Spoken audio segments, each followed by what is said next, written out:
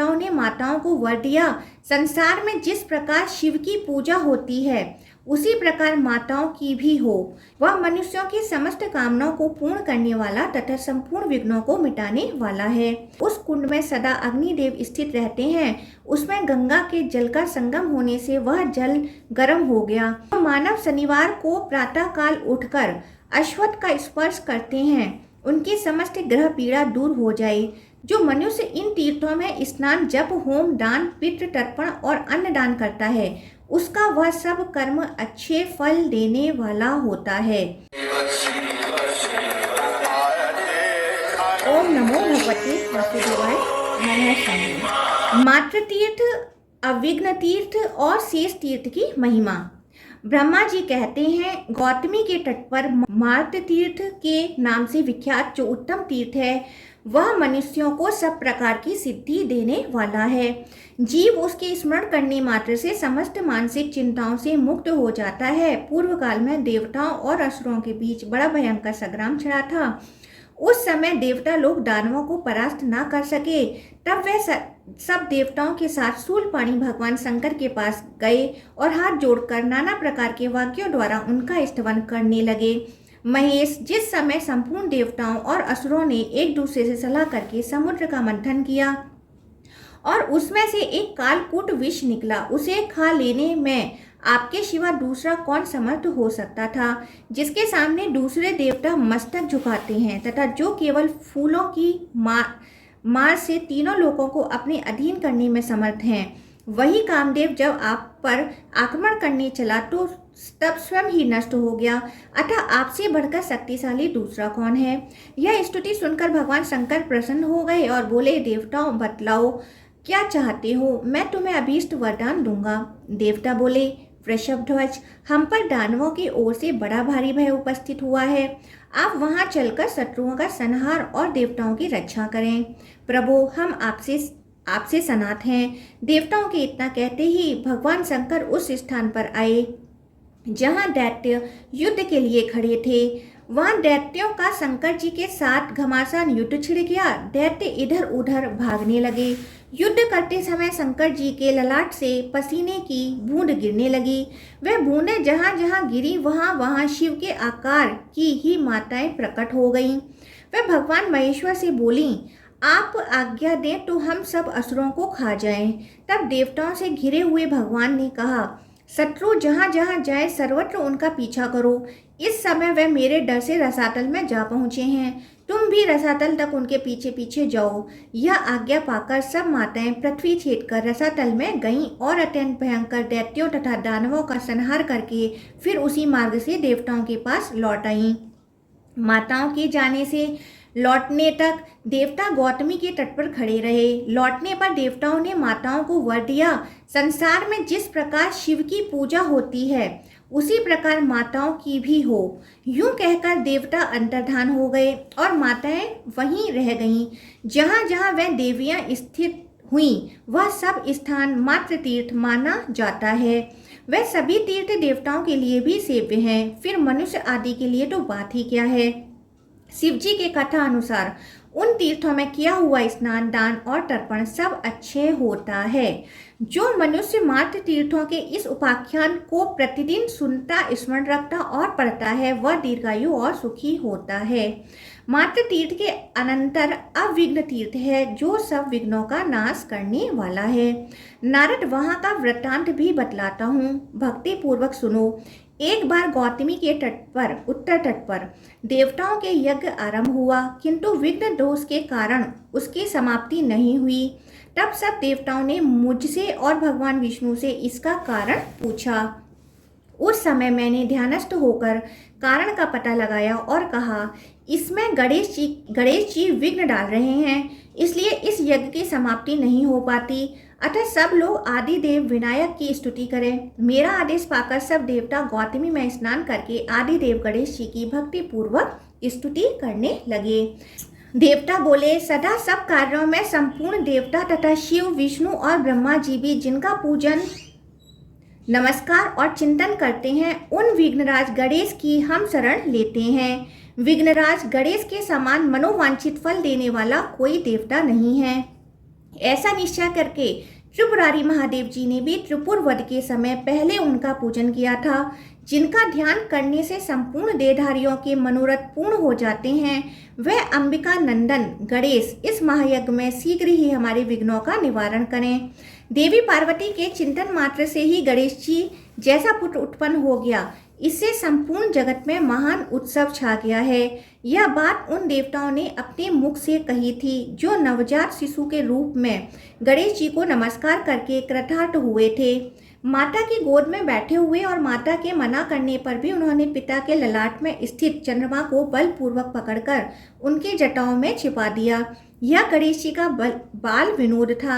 यद्यपि वह पूर्ण तृप्त थे तो भी अधिक देर तक माता के स्तनों का दूध इसलिए पीते रहे कि कहीं बड़े भैया कार्तिकेय भी आकर न पीने लगे। उनकी बुद्धि में बाल स्वभाववश भाई के प्रति ईर्ष्या भर गई थी। यह देखकर भगवान शंकर ने विनोदवश कहा, विघ्नराज तुम बहुत दूध पीते हो, इसलिए लंबोदर हो जाओ। यूं कहकर उन्होंने उनका नाम लंबोदर रख दिया। देव समुदाय से घिरे हुए महेश्वर ने कहा, बेटा तुम्हारा नृत्य होना चाहिए। यह सुनकर उन्होंने अपने घुंघरू की आवाज से ही शंकर जी को संतुष्ट कर दिया। इससे प्रसन्न होकर शिव ने अपने पुत्र को गणेश के पद पर अभिषिक्त कर दिया, जो एक हाथ में विघ्न पाश और दूसरे हाथ में कंधे पर कुठार लिए रहते हैं तथा पूजा न पाने पर अपनी माता के कार्य में भी विघ्न डाल देते हैं। उन विघ्नराज के समान दूसरा कौन है, जो धर्म अर्थ और काम आदि में सबसे पहले पूजनीय हैं तथा देवता और असुर भी प्रतिदिन जिनकी पूजा करते हैं, जिनके पूजन का फल कभी नष्ट नहीं होता, उन प्रथम पूजनीय गणेश को हम पहले मस्तक नवाते हैं। जिनकी पूजा से सबको प्रार्थना के अनुरूप सब प्रकार के फल की सिद्धि दृष्टिगोचर होती है, जिन्हें अपने स्वतंत्र सामर्थ्य पर अत्यंत गर्व है, उन बंधु प्रिय मूषक वाहन गणेश जी की हम स्तुति करते हैं, जिन्होंने अपने सरस संगीत नृत्य समस्त मनोरथों की सिद्धि तथा विनोद के द्वारा माता पार्वती को पूर्ण संतुष्ट किया है। उन अत्यंत संतुष्ट हृदय वाले श्री गणेश की हम शरण लेते हैं। इस प्रकार देवताओं के स्तवन करने पर गणेश जी ने उनसे कहा, देवताओं अब तुम्हारे यज्ञ में विघ्न नहीं पड़ेगा। जब देवयज्ञ निर्विघ्न पूरा हो गया तब गणेश जी ने उन देवताओं से कहा, जो लोग इस स्रोत से भक्ति पूर्वक मेरी स्तुति करेंगे उन्हें कभी दरिद्रता और दुख का सामना नहीं करना पड़ेगा। जो इस तीर्थ में आलस्य छोड़कर भक्ति पूर्वक स्नान और दान करेंगे उनके शुभ कार्य निर्विघ्न सिद्ध होंगे। इस बात का आप लोग भी अनुमोदन करें। उनके इतना कहने पर साथ ही देवताओं ने एक स्वर से कहा, ऐसा ही होगा। यज्ञ समाप्त होने पर देवता अपने अपने स्थान को चले गए।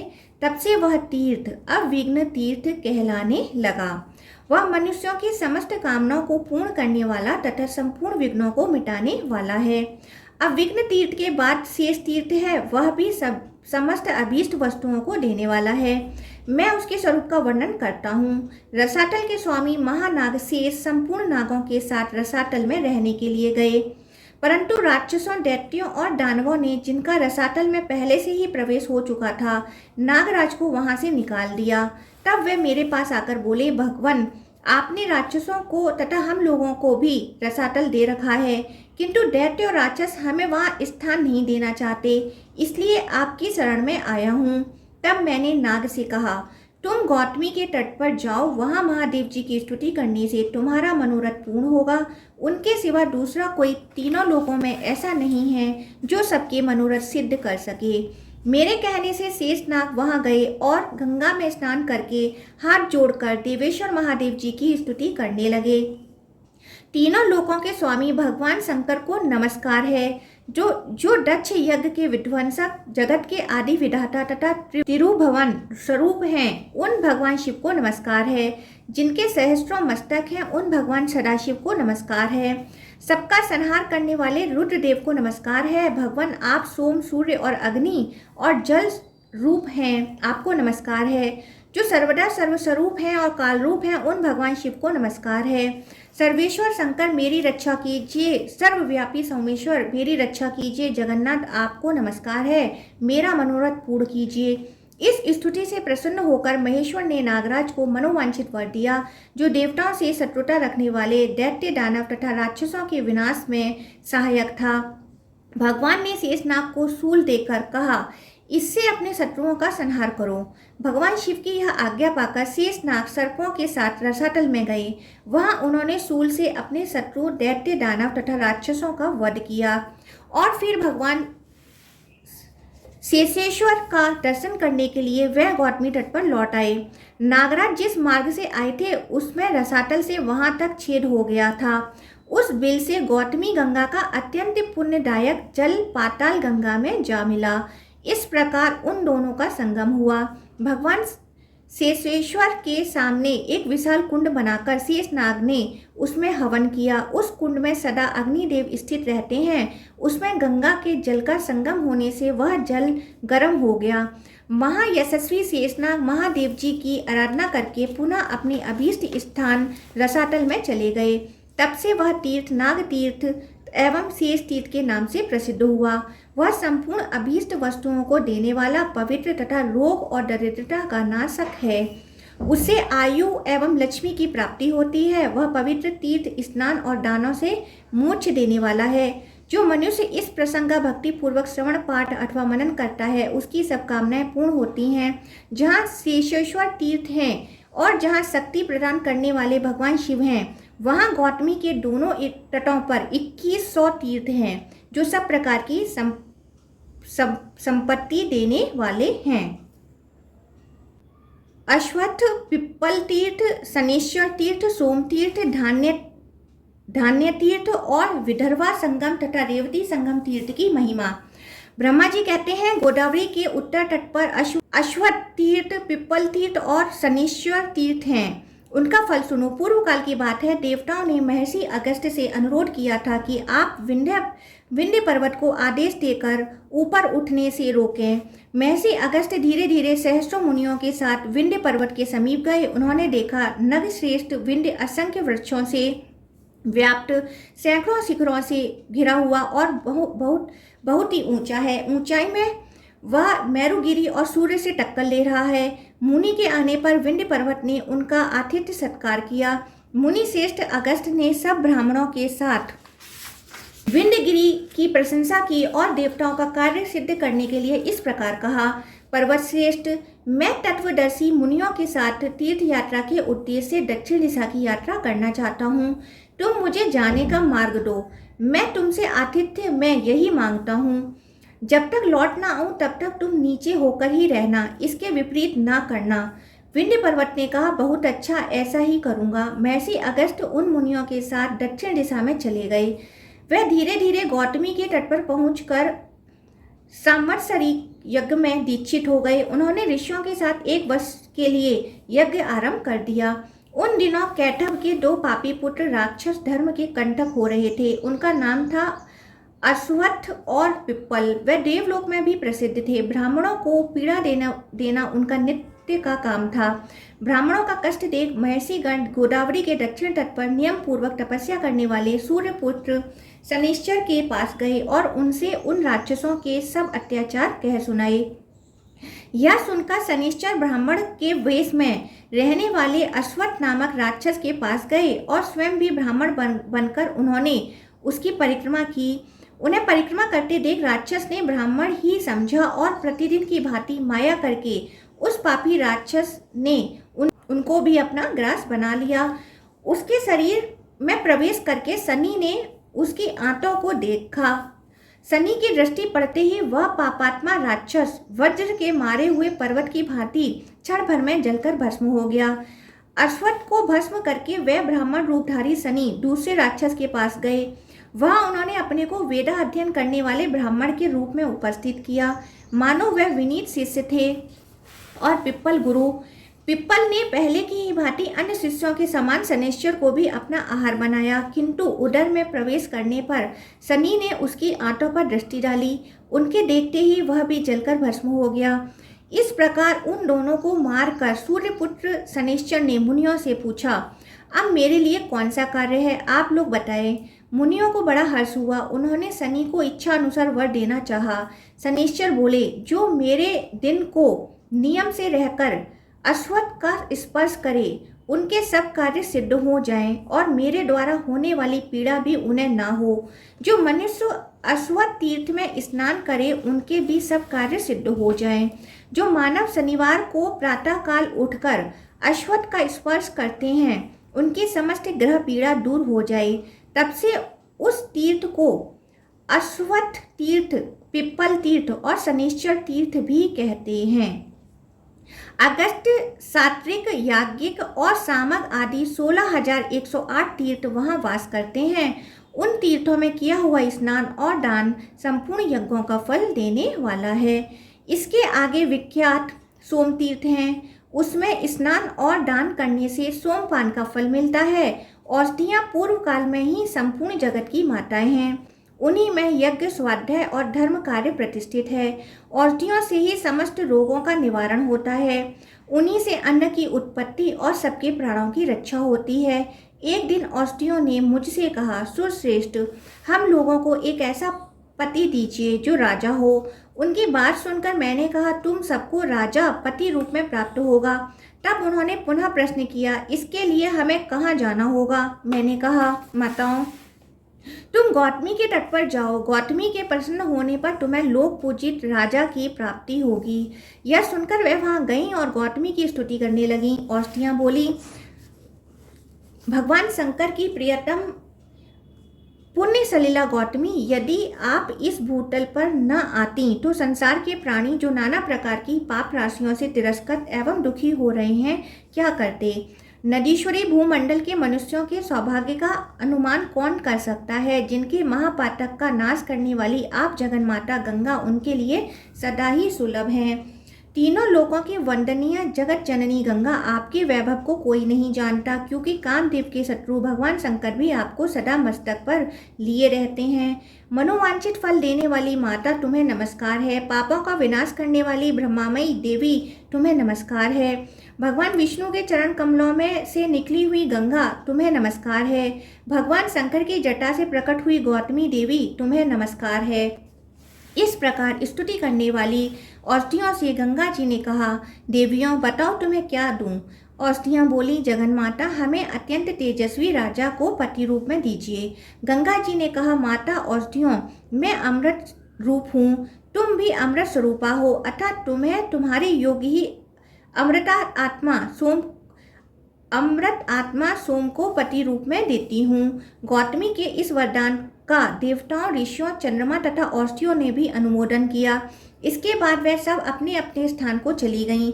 जिस स्थान पर औषधियों ने समस्त पाप संताप का निवारण करने वाले अमृत स्वरूप राजा सोम को पति रूप में प्राप्त किया, वह सोम तीर्थ के नाम से प्रसिद्ध हुआ। वहाँ स्नान और दान करने से पितर स्वर्ग में जाते हैं। जो प्रतिदिन इस प्रसंग को पढ़ता, सुनता अथवा भक्ति पूर्वक स्मरण करता है, वह दीर्घायु, पुत्रवान और धनवान होता है।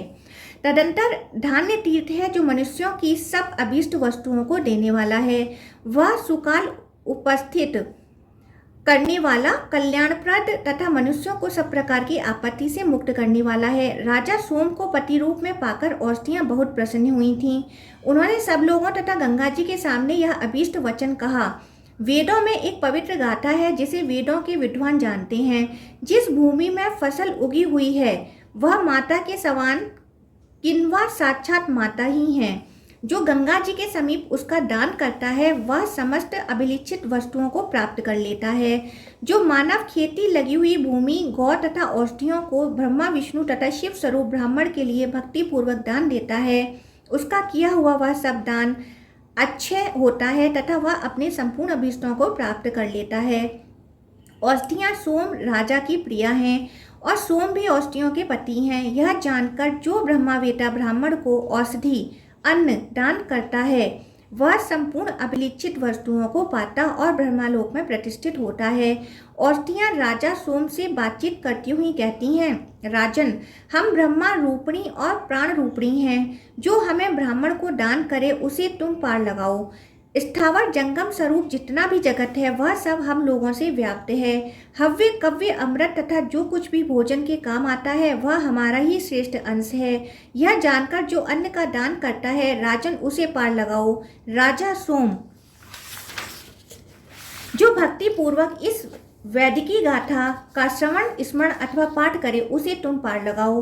गंगा के किनारे जिस स्थान पर राजा सोम के 7 ओष्ठियों ने इस वैदिकी गाथा का पाठ किया था वह धान्य तीर्थ कहलाता है।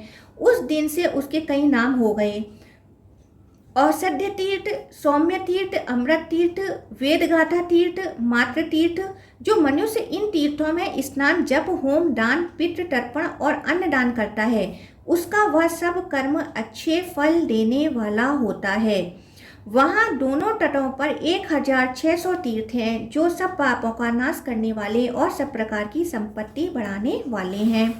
वहाँ विदर्भा संगम और रेवती संगम तीर्थ भी है। अब उसका वृतांत बतलाऊंगा। पुराण वेता पुरुष उसे जानते हैं। महर्षि भारद्वाज एक बड़े तपस्वी महात्मा थे।